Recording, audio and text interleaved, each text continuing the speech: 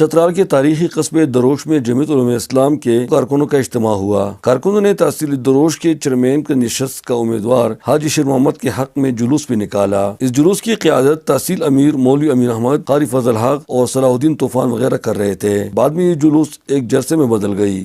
JAI کے کارکنوں کے اجتماع سے خطاب کرتے ہوئے تحصیل دروش کے قائدین نے کہا کہ تحصیل چیئرمین کا نشست کے لیے ٹکٹ کا حق شیر محمد کا بنتا ہے۔ انہوں نے کہا کہ تحصیل دروش کے ہزاروں لوگ اس کے حامی ہیں۔ ہمارے نمائندے سے باتیں کرتے ہوئے ان قائدین نے واضح کیا کہ اگر شیر محمد کو JAI کی ٹکٹ نہیں دیا گیا تو ہم اسے آزاد حیثیت سے بھی کامیاب کر کے دکھائیں گے۔ جناب محترم شیر محمد صاحب 3 دفعہ اس سے پہلے بھی ڈسٹرکٹ کونسل کے یہ ممبر رہ چکے ہیں۔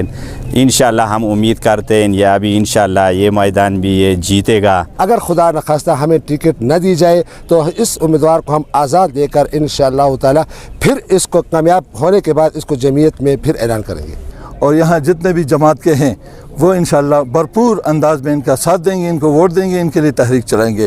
حاجی شیر محمد کا کہنا ہے کہ ہزاروں لوگ اس کے حامی ہیں اور امید ہے کہ یہ نشست بھی بھاری اکثریت سے وہ جیت جائیں گے۔ میں مکمل پر امید ہوں کہ یہ سیٹ میری ہے۔ تمام غریب لوگوں کے لیے میں نے خدمت کی ہے۔ میں جیل گیا ہوں، ان غریبوں کے لیے میں نے جیل کھائی ہے، ذاتی کیس کے لیے میں نے کوئی جیل نہیں کھائی۔ یہ جلسہ مولوی امین احمد کی دعائیہ کلمات کے ساتھ اختتام پذیر ہوا، جس میں کثیر تعداد میں لوگوں نے شرکت کی۔ غلام فاروقی، عروشہ TV، چترال۔